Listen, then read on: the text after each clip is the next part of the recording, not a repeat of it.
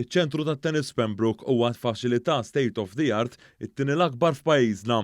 Bħalissa għaddej b'ritmu maġġel ix-xogħol fuq din il-faċilità, xogħol li se tgħin lill-atleti jitħarġu aħjar filwaqt li jitkabbar it-turiżmu sportiv f'pajjiżna.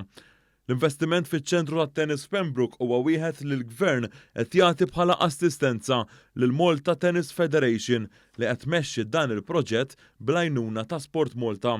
Waqt żjara fis-sit, il-President tal-Malta Tennis Federation David Farrugia Sacco qal li l-federazzjoni ilha snin taħdem bil-faċilità tolli il-livell tagħha sabiex dawn l-isportivi jiġu mejjuna sa minn età żgħira.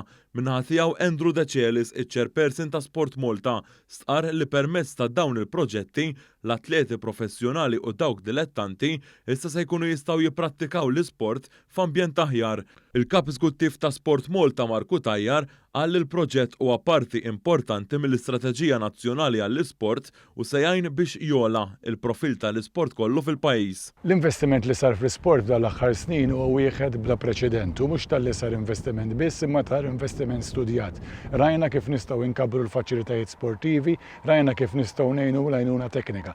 Il-Ministru responsabbli mill-Isport Clifton Grima qal li hemm bżonn li jiġu sostnuti it-tkabbir u l-investiment li diġà saru fl-atleti Maltin sabiex pajjiżna jibqa' jikseb suċċess f'diversi setturi. Li jkollna faċilitajiet u infrastruttura tal-ogħla livell, imma fuq kollox li nkunu qegħdin nagħtu l-għodda lill-popolazzjoni sportiva tagħna sabiex tkompli tikber, tkompli tiżviluppa u fuq kollox ikun hemm dak l-investiment neċessarju fl-atleti żgħażagħ tagħna.